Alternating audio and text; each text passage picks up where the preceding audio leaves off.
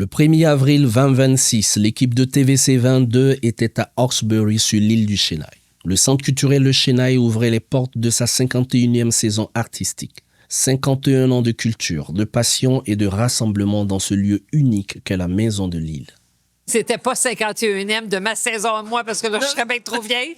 Mais c'est ma 13e, mais c'est 51 ans du Centre culturel, ici à Hawkesbury. Ouais. C'est dans la foulée des premiers centres culturels en Ontario, je pense aussi, là. Tu sais, quand ça, en francophone, là. Je suis très, très contente que les gens ont répondu à l'invitation, puis que les gens viennent, puis ils ont hâte de voir. Ils ont hâte de voir c'est quoi la saison, mais ils ont hâte de voir aussi dans quelle orientation on s'en va. C'est qui les artistes, On a des artistes locaux, régionaux, canadiennes, internationales aussi, là, tu sais. C'est inclusif, oui, parce qu'on a des spectacles, l'année passée, on a eu des spectacles de Turquie, on a des spectacles, là, on présente le Brésil, on a un spectacle de théâtre d'une compagnie qui sont d'origine iranienne, tu sais, là, je veux dire, Frank Sylvestre, il vient de la Martinique. Tu sais, je veux dire, c'est vraiment, on aime ça, mettre cette couleur-là. Là. Parle-nous un peu de ton programme pour les enfants. Ben, en fait, c'est le Festival des Petits Bonheurs. Ça, on est dans le réseau de Petits Bonheurs, qui est le réseau il y a 20 villes au Québec. Ça va de Gaspésie, Amos, Trois-Rivières, Sherbrooke. Puis nous, on est le seul en Ontario francophone qu'on a pris, tu sais, qu'on est membre, qu'on a été accepté. Il faut être accepté, il faut présenter du 0-6 ans. On n'a pas encore touché au 0-6 ans encore, mais on touche du 3 ans. Tu sais, là, le maman est tot, ça. On fait ça jusqu'à 94. Comme je disais, j'ai des clientes qui viennent voir le spectacle sans enfants. J'ai des gens qui viennent voir le spectacle tous les fins de semaine. Là, c'est chouette. Puis, c'est de la marionnette, du théâtre, du texte, du conte.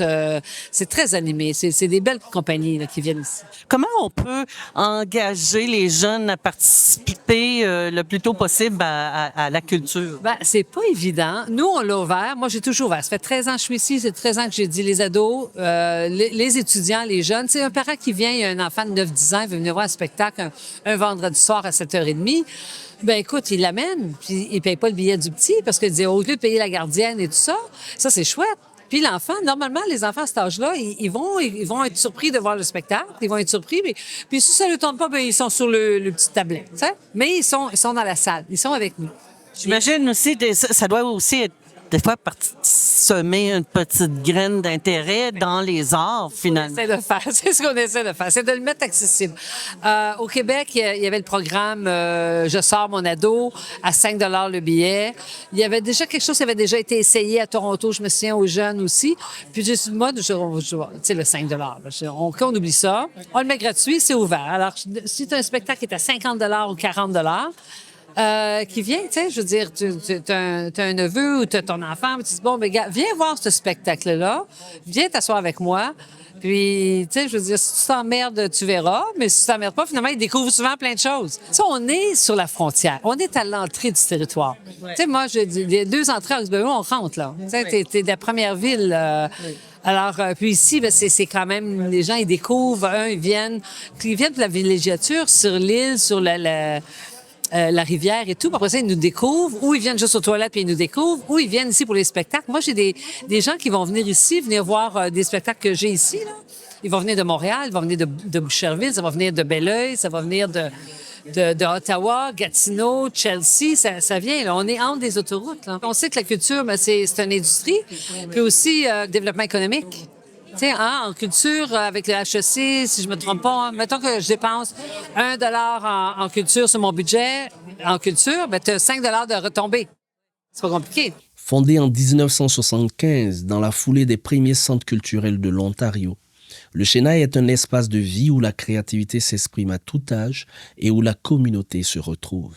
Le centre culturel est ouvert 6 jours sur 7 et derrière tout cela, une équipe dévouée, porté par une armée de bénévoles qui font de chaque saison une aventure humaine aussi bien qu'artistique. Je suis bénévole et membre du Chennai depuis que j'habite ici à Hawkesbury. Ça fait 6-7 ans. Je suis arrivé en 2019, septembre 2019. J'ai commencé à m'engager ici l'année suivante. J'ai été vice-président du conseil d'administration pendant 2 mandats, c'est-à-dire 4 ans, jusqu'à la dernière assemblée générale. Mais je demeure membre et je demeure bénévole. Si on a besoin de moi, on peut faire appel à moi, puis je suis disponible pour donner un coup de main au Chennai. Le rôle de l'ACFO, c'est de promouvoir et de défendre surtout les droits des Franco-Ontariens qui vivent habituellement en milieu minoritaire. Mais ici, dans Prescott Russell, on est pas mal une majorité. Une majorité qui diminue, là. Il y en a qui disent que ça fait en vue d'œil, mais il faut rester optimiste. On sera toujours là. Moi, je viens d'une région, j'ai été dans mon passé président de l'ACFO de Windsor, Windsor, Essex, Chatham, Kent. Là où la population francophone représente à peu près 5 de la population. Il y a des gens qui savent comment vivre en français là-bas. Alors, si on est une majorité ici, là, c'est pas compliqué de vivre en français. Sauf que, même si on est presque une majorité, on a encore des droits qui sont reconnus, mais qui ne sont pas nécessairement mis en pratique en Ontario. On est là pour promouvoir et défendre ces droits-là. Le centre culturel, pour répondre à votre question, finalement, s'il n'y a pas de vie culturelle peu importe, dans n'importe quelle communauté, c'est une communauté qui est pas vivante et qui ne durera pas. La culture, c'est quoi? C'est comme le sang qui coule dans les veines. C'est aussi important que ça. C'est ça. Au Centre culturel Le Chenaille, qu'est-ce qui distingue du Centre culturel Le Chenaille de d'autres endroits où on présente des spectacles et des activités culturelles? C'est que ça vient du cœur ici. Puis on présente du matériel professionnel, des choses qui contribuent à élever l'âme, à nourrir l'esprit. Plus que d'attendre que le verre de bière se remplisse, là, tu sais. Fait que c'est important pour ça. C'est la culture, c'est la vie. S'il n'y a pas de culture, là, il n'y a pas de vie. Il y a des choses en anglais aussi. Oui. Il n'y en a pas beaucoup, mais ça arrive. Oui. Par exemple, lorsqu'on a inauguré la saison l'année passée, nous avons reçu Leslie McCurdy, une actrice, comédienne, danseuse, chanteuse de Windsor. Elle est de nationalité canadienne et américaine, une descendante d'esclaves qui a présenté un one-woman show intitulé The Spirit of Harriet Tubman. Je ne sais pas si vous savez qui est Harriet Tubman, une personne qui a joué un rôle essentiel dans la création de ce qu'on appelait autrefois le Underground Railroad ou le chemin de fer clandestin. Elle est venue ici, elle a présenté son show d'une heure et demie. C'était Madame, excusez-moi, là, du Grand Théâtre. Personne d'autre ici fait ça. Bien, on se trouve dans la maison du Centre culturel Le Chenaille en ce moment. La seule maison qui reste sur l'île du Chenaille. Ma famille paternelle, mon père a grandi ici même, sur l'île du Chenaille. Ma famille a été expropriée lorsque on a bâti la Dame à Carillon. On a exproprié les gens sur l'île du Chenaille. Donc, ils se sont rebâtis à Hawkesbury. La maison où on se trouve, c'est la maison où... il y avait, si je me trompe pas, la seule maison qui avait de l'eau chaude sur l'île du Chenaille. Donc, ça m'a été raconté l'histoire que mon père, mon grand-père, ses frères venaient mettre du charbon dans le feu pour garder l'eau chaude aller. Donc, oui, j'ai une connexion très personnelle. C'est chez nous. J'arrive ici, je rentre chez nous. Comme je t'ai dit, ici, c'est un peu à la maison. Tu sais, et puis, j'ai tout le temps pas mal connecté avec le Chenaille, venu. Et puis, en 2024, on a eu une résidente d'Hawkesbury, Mme Andréane Gagnon. Pour sa maîtrise, elle a fait sa thèse sur un regard croisé sur la grève d'Amoco. Et puis moi, je connaissais pas l'histoire, donc tu as raison à dire que les gens locaux la connaissent un peu moins. Et puis, après que je l'ai appris, je suis venue à son lancement de livre ici, qu'elle a fait ici au Chenaille, et puis je me dis, pour savoir où on s'en va, il faut savoir d'où on vient. Puis c'est tellement une belle histoire. Comme on sait, les francophones, on s'est battus toute notre vie pour avoir notre place. Si on retourne 40, 50, 60 ans passés, les gens anglophones appartenaient les industries, étaient des superviseurs, des gérants. Donc, le peuple francophone était le peuple qui travaillait sur les lignes de production à salaire minime. Donc, Amoco, qui était une compagnie ici à Hawkesbury, le syndicat ont été en grève afin de revendiquer le droit de négocier dans notre langue maternelle, le français. Une grève qui a duré longtemps. Les grévistes se sont retrouvés sur une liste noire. Ils ne pouvaient pas trouver de travail nulle part. On parle à l'ère, notre premier ministre, c'était Pierre Elliott Trudeau. Monsieur Trudeau a mis sur pied un programme pour la culture francophone. Donc, nos grévistes sont impliqués. Et de là est né le Centre culturel du Chenaille. Donc, le centre... ça appartient aux gens d'Hawkesbury, ça appartient aux francophones. Ça représente tout ce qu'on s'est battu, que ce qu'on se bat encore. Nous sommes, nous serons. Ils étaient là. Ils étaient là lors de la grève au début des années 90, fin des années 70. On est encore ici. Ils sont encore ici. C'est important de garder le français à aller pour eux autres qui se sont battus pour ce qu'on a aujourd'hui, pour notre centre. À la base, le centre a été créé par les grévistes. Ils faisaient des journaux qu'ils envoyaient partout en Ontario. Ces journaux-là, c'était pour informer les autres travailleurs des autres industries, ce qui se passait un peu, en français évidemment, ce qui se passait un peu dans toutes les industries à travers la province. Lors de la grève, là, tu sais, on se dit souvent on est tout seul. Non. Cette grève-là, elle a fait que les syndicalistes francophones du Québec sont venus nous aider. Les francophones du nord de l'Ontario, Timmins, Hearst, Cap, ils ont tous descendu venir nous aider. Ce qui prouve que nous les Franco, là, quand on se rallie puis qu'on se rattache à une cause, on peut gagner. Puis bien aujourd'hui, le Chenail est à sa 51e saison, programmation. Je vous invite au courant de l'année, venez voir, c'est fameux ce qu'on met sur pied. C'est ici même. Tu sais, souvent on dit, il se passe rien. Oh, il s'en passe, il faut juste s'impliquer puis savoir où aller. Allez voir, ça vaut la peine. Mes racines personnelles me ramènent ici. Je suis membre du CA, c'est mon premier terme en tant que membre du CA du Centre culturel du Chenail. Par contre, j'ai tout le temps été impliquée en tant qu'alliée du conseil d'administration du Centre culturel. J'ai toujours été, depuis les derniers 5-6 ans, très, très impliquée avec eux. À la dernière Assemblée générale, il y a quelqu'un qui a soumis mon nom comme membre du CA, puis le CA l'a accepté. Et puis, ça me fait plaisir de prêter main forte. Pour moi, être élu, c'est pas... j'aime aller aux événements, mais j'aime travailler quand je suis dans des événements. Donc, faire part d'un conseil d'administration comme ça, aujourd'hui, je travaille. Je suis pas ici comme élu, je suis ici comme membre du CA. Je suis ici pour porter main forte à Linda, qui est notre directrice générale, aux autres membres du CA, à faire que cet événement-là soit un succès pour la survie du Chenail. Comme vous le savez, oui, la maison, elle appartient à la ville. Donc, le Centre culturel Le Chenail, étant un organisme à but non lucratif, loue la maison de la ville, au même terme, à des termes similaires que la Banque alimentaire loue le local où ils sont présentement de la ville d'Hawkesbury. Le Club de l'Âge d'Or loue un local de la ville d'Hawkesbury. Donc, la ville loue des locales, des maisons aux organismes à but non lucratif.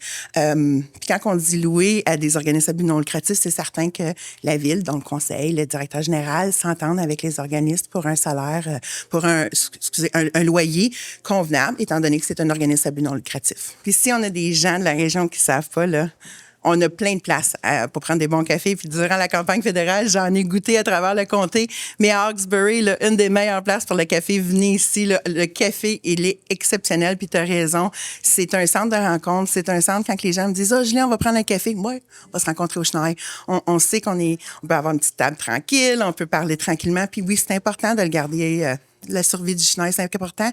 Le centre culturel, lorsqu'ils ont un bail de 10 ans et plus, peuvent accéder à des subventions avec Patrimoine Canada pour maintenir, pour entretenir, pour rénover la maison.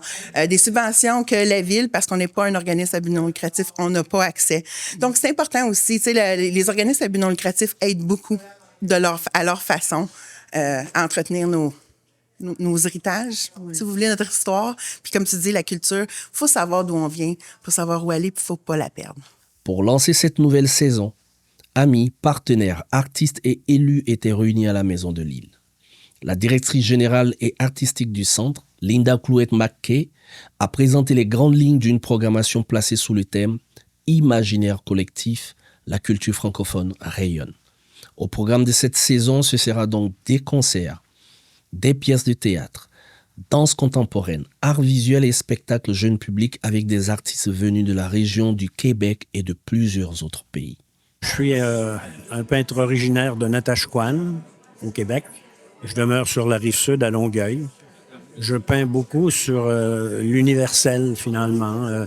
Comme je dis souvent, mon art est un kaléidoscope dirigé vers un monde sans frontières, un monde de rêves, réfléchissant à l'infini.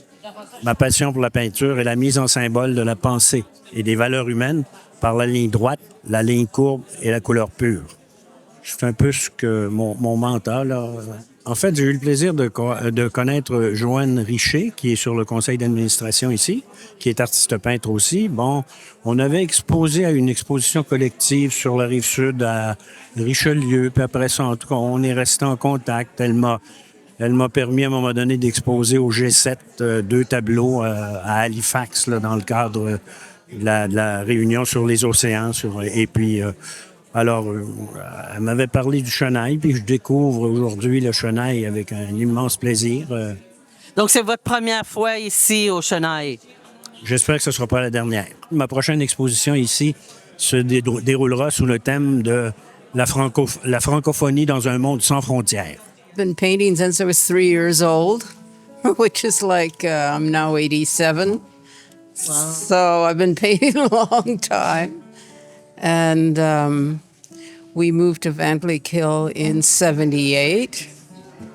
And I've had several shows here at the Chennai, and they've always been fun, always been good. One of the shows we did here a long time ago when André Villeneuve was the coordinator, or whatever you want to call it.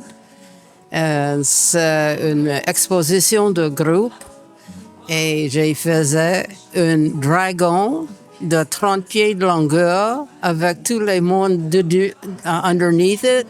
And we ran it all around the town. It was so fun, and it was called Dreams and Dragons. So that's a very good memory I have of here. And I'm still painting. I'm part of this show, which is in honoring horses, l'année de cheval. The year 2026 in the Chinese or the Asian calendar, 26 is the year of the horse, but every 60 years it changes, and this is the year of the fire horse. So it's quite special, especially in these political times. Everything is upset, everything is moving around, and it's also very powerful. So powerful change. And horses are beautiful. And many people love horses, and horses have, through the ages, have been something that has been associated with success and power. And I love horses. Peut-être vous pouvez nous parler un peu de vos œuvres. Oui, mais en fait, le fer à cheval elle signale la chance, elle apporte le bonheur dans notre maison. Et traditionnellement, les gens ont tendance à l'accrocher en haut de leur porte pour inviter vraiment la chance dans leur maison.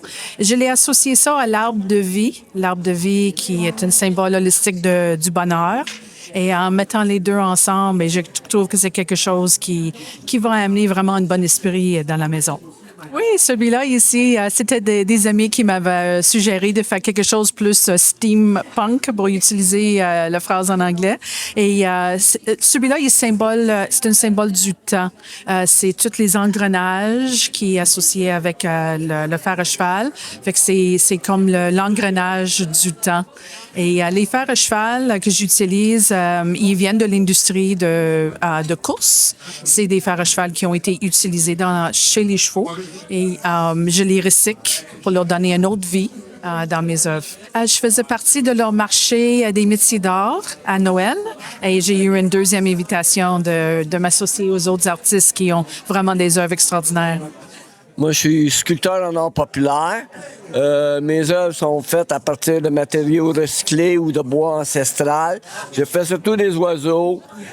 Souvent, mes œuvres sont inspirées par un mot du quotidien ou un personnage ou un événement qui se passe au moment présent. Il y a un matin que je peux me lever et me dire ainsi va la vie, puis je vais partir une œuvre sur ça. Ou l'inspiration du jour. Cet été, je vais exposer dans le bas du fleuve à Art populaire Kamouraska et le thème, c'est de faire une œuvre que le public va avoir une interaction avec. Et alors, j'ai créé Tiwi, que je peux pas vous en dire plus. Tiwi va être là pour faire de l'animation et j'ai créé un autre personnage qu'il faudrait que vous vous déplacez sur place dans le bas du fleuve à Art populaire Kamouraska. On est une quinzaine de sculpteurs du Québec qu'on expose là tout l'été, de juin à octobre. La 51e saison du Centre culturel Le Chenail est donc lancée. 51 ans après ses débuts, Le Chenail surprend encore, enchante encore et promet une allée à la hauteur de son histoire. Guy Calou, TVC 22.